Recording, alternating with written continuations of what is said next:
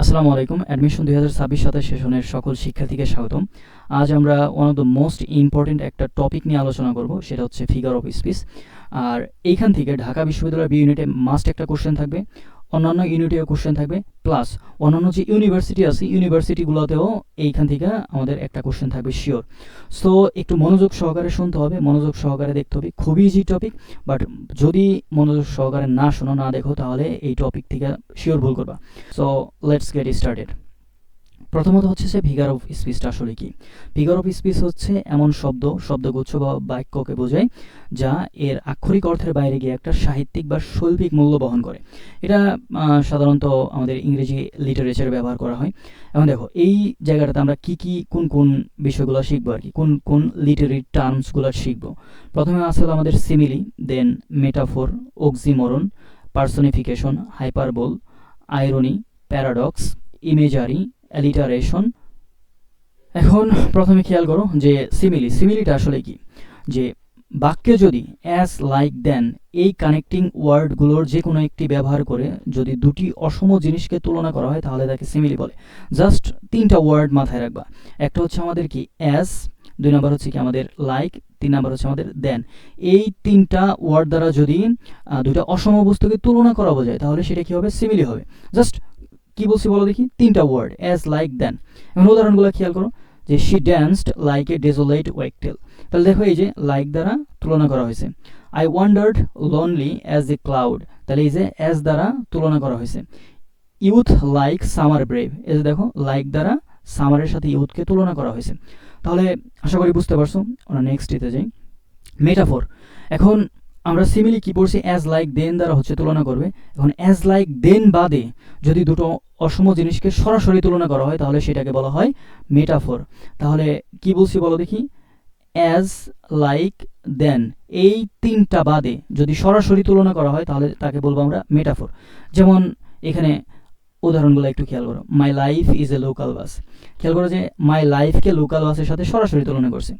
That man is a mad dog now, তাহলে মানুষকে mad ডগের সাথে সরাসরি তুলনা করা হয়েছে। Life is a broken wing bird, লাইফকে সরাসরি ব্রোকেন উইং বার্ডের সাথে তুলনা করা হয়েছে। তাহলে এটা হচ্ছে মেটাফোর। সেকেন্ড আমাদের অক্সিমরন। অক্সিমরনটা কি, খুবই ইন্টারেস্টিং। যে কোনো বাক্যে পাশাপাশি দুটি বিপরীত ধর্মী শব্দ থাকলে তাকে অক্সিমরন বলে। যেমন এখানে একটু খেয়াল করো, হি ইজ ইরেগুলারলি রেগুলার। অর্থাৎ দেখো এই যে ইরেগুলার আর রেগুলার দুইটা কি বিপরীত শব্দ না, দুইটা বিপরীত শব্দ পাশাপাশি বসছে, এটাকে আমাদের অক্সিমরন। তারপরেরটা হচ্ছে আমাদের he is constructively destructive. Constructive কি, গঠন করা, গঠনভাবে, গঠন। আর ডিস্ট্রাকটিভ কি, ধ্বংসাত্মক বা ধ্বংস।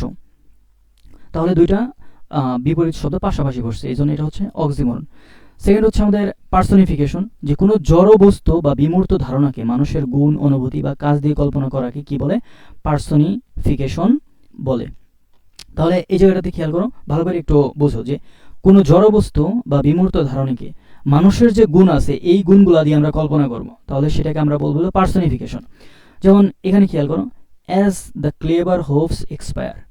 এখন দেখো এখানে কি বলছে, as the clever Hopes expire.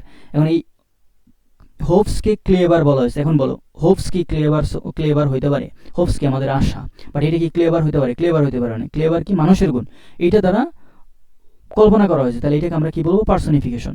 তারপর দেখো of A low dishonest decade. এই ডিকেডকে, ডিকেড মানে কি দশক, ডিকেড মানে হচ্ছে দশক, দশককে আমাদের কি ডিসঅনেস্ট বলছে, তাহলে এটা কি ডিসঅনেস্ট কি মানুষের গুণ। তারপরে mister pneumonia is not a quite gentleman. তাহলে দেখো নিউমোনিয়া কি, নিউমোনিয়া হইতেছে কি একটা ইনফেকশন, ইনফেকশনটাকে জেন্টলম্যানের সাথে, জেন্টালম্যান মানে is not quite a gentleman মানে এইভাবে তুলনা করা হয়েছে। তাহলে এইটা দেখো, এই জিনিসগুলো একটু ভালো করে বুঝো যে জড়বস্তুকে বা বিমূর্ত ধারণাকে মানুষের গুণ, অনুভূতি বা কাজ দিয়ে কল্পনা করা বোঝাবে। তাহলে এটা হচ্ছে আমাদের পার্সনিফিকেশন। 5 নম্বর হচ্ছে আমাদের হাইপারবোল। হাইপারবোল মানে হচ্ছে কোনো একটা কিছুকে অতিরঞ্জিত করে বলা। যেমন ওই যে আমাদের কিছু ফ্রেন্ড থাকে না যারা হচ্ছে অতিরিক্ত গল্প সারে, গাল গল্প বলে আর কি, এরকম। যেমন উদাহরণটা খেয়াল করো, 10,000 saw I at a glance, অর্থাৎ 10,000 আমি একসাথে দেখছি, 10,000 আমি একসাথে দেখেছি। তারপরে I have told you a million times, আমি তোমাকে মিলিয়ন টাইমস বলছি, মিলিয়ন টাইমস বলা কি আদৌ সম্ভব? তারপর শি ক্রাইড এ রিভার, সে নদীর মতো কাঁদছে, নদীর মতো কি কাঁদা পসিবল? পসিবল না। I have told you million times বলা পসিবল না। 10,000 একসাথে দেখা সম্ভব না। তাহলে কি এটা বাড়ায় বলছি না, অতিরঞ্জিত করে বলছি না? তাহলে এটা কি হবে? এটা হবে আমাদের হাইপারবোল। নেক্সট আমাদের আছে আইরনি। আইরনি হচ্ছে যে আইরনি ওয়ার্ডটার সাথে হয়তো তোমরা পরিচিত।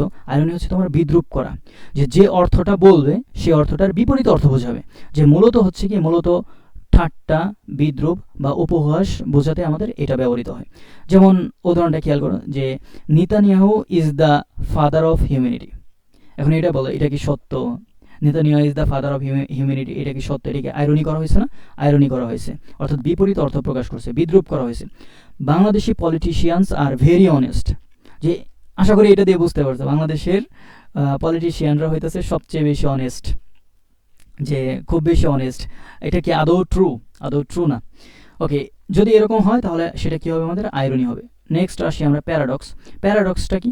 যে এমন একটা কথা বা বাক্য যা প্রথমে অযৌক্তিক মনে হলো, একটু গভীরভাবে চিন্তা করলে বোঝা যাবে যে উক্তিটি আসলেই সঠিক, যে আসলে যৌক্তিক কথাই বলা হয়েছে, এরকম বোঝাবে। যেমন to save money, to save money you have to spend. এখন দেখো, to save money you have to spend, মানে প্রথমে বললে কীরকম মনে হয় না, যে টু সেভ মানি, তুমি হচ্ছে টাকা বাঁচাও, তোমাকে হচ্ছে কি ব্যয় করতে হবে। মানে প্রথমে হচ্ছে একটু অযৌক্তিক মনে হয়, বাট একটু যদি আমরা করি, চিন্তা ভাবনা করি, তাহলে কিন্তু আমাদের মাথায় চলে আসবে, হ্যাঁ যদি আমি টাকা সেভ করতে পারি তাহলে তো আমি কী করতে পারবো? ব্যয় করতে পারবো। তারপরে দ্য রিচেস্ট আর the poorest of the world. দেখো, যারা ধনী মানুষ তারা হচ্ছে কি, তাদের টাকা পয়সা অনেক বেশি প্রয়োজন হয়, তারা বেশি বেশি টাকা পয়সা চায়, মানে যত টাকা পয়সা কামানো যায় তারা কামাইতে চায় আর কি। অর্থাৎ মানে এখানে জাস্ট বোঝানো হয়েছে যে দ্য রিচেস্ট আর the poorest of the world. তাহলে এরকম বোঝালে আমাদের কী হবে? প্যারাডক্স। ইমেজারি হচ্ছে যে চিত্রকল্প। তুমি কোনো একটা সেন্টেন্স যখন পড়বে, তখন কি ওই জিনিসটা মাথার মধ্যে একটা মানসপটে চলে আসবে, যে হ্যাঁ সত্যি সত্যি এরকম ঘটছে। যেমন the red bulb was glowing, the red bulb was glowing, অর্থাৎ লাল বাতি জ্বলছে। দেখুন, যখন লাল বাতি জ্বলছিল, এই কথাটা যখন আমরা বলি, তখন কি আমাদের মাথার মধ্যে লাল বাতিটা চলে আসে না? যে এটা হচ্ছে কি আমাদের ইমেজারি, বাট এটা তুলনামূলক একটি কম গুরুত্বপূর্ণ। অ্যালিটারেশনটা কি? বাক্যের মধ্যে কাছাকাছি শব্দগুলোর শুরুতে একই কনসোনেন্টের পুনরাবৃত্তি হলে তাকে অ্যালিটারেশন বলে। অর্থাৎ দুইটা কনসোনেন্ট থাকবে, দুইটা কনসোনেন্ট কি পুনরাবৃত্তি হবে, একই কনসোনেন্ট পাশাপাশি বসবে, তাহলে এটা হচ্ছে আমাদের অ্যালিটারেশন। এখন উদাহরণ দেখলেই ক্লিয়ারলি বুঝতে পারো। দেখো, sweet scented stuff when the breeze drew across it. তাহলে দেখো, এই যে এস, তাহলে একই কনসোনেন্টের পুনরাবৃত্তি ঘটছে না? তারপরে দেখো, this is a red rose, as এ আর একই কনসোনেন্টের পুনরাবৃত্তি ঘটছে। Our educated community is not a cultured community. তাহলে এই যে দেখো, সি পুনরাবৃত্তি ঘটছে। তাহলে পুনরাবৃত্তি ঘটলে সেটা কি হবে? অ্যালিটারেশন। দেন হচ্ছে আমাদের ইউফিমিজম। এটা তুলনামূলক কম গুরুত্বপূর্ণ, সাধারণত পরীক্ষায় এখন পর্যন্ত আসে নাই। এটা হচ্ছে যে অপেক্ষাকৃত রূঢ় বা কর্কশ শব্দের পরিবর্তে প্রাঞ্জল বা মাধুর্যপূর্ণ শব্দ ব্যবহার করাকে ইউফিমিজম বলে। যেমন আমরা ডাইডের পরিবর্তে বলতে পারি পাস্ট অ্যাওয়ে, গেট আউটের পরিবর্তে বলতে পারি লিভ মি অ্যালোন, ডিসেবলডের পরিবর্তে বলতে পারি ফিজিক্যালি চ্যালেঞ্জড, লেস ইম্পর্টেন্ট। ওকে, তাহলে দেখো এই জায়গাটাতে আমরা কি শিখছি, অ্যাট এ গ্লান্স আমরা হচ্ছে দেখব। দেখো, প্রথমত হচ্ছে কি আমরা শিখেছি হচ্ছে সিমিলি। তাহলে সিমিলিটা কি? অ্যাজ, লাইক, দেন, এই তিনটা জিনিস দিয়ে কি অসম জিনিসের তুলনা বোঝাবে। আর মেটাফোর হচ্ছে সরাসরি তুলনা বোঝাবে। অক্সিমরন হচ্ছে একই সাথে দুটি বিপরীত শব্দ, মানে বিপরীত অর্থের শব্দ বসবে। আর পার্সোনিফিকেশন হচ্ছে জড় বস্তুকে মানুষের গুণ দেওয়া। হাইপারবোল হচ্ছে ইচ্ছাকৃতভাবে অতিরঞ্জিত বা বাড়িয়ে বলা। আইরনি হচ্ছে কথা বলার ঠিক উল্টো অর্থ বোঝাবে। প্যারাডক্স হতে শুনতে প্রথমে অযৌক্তিক মনে হলেও কিন্তু ঘটনা সত্য।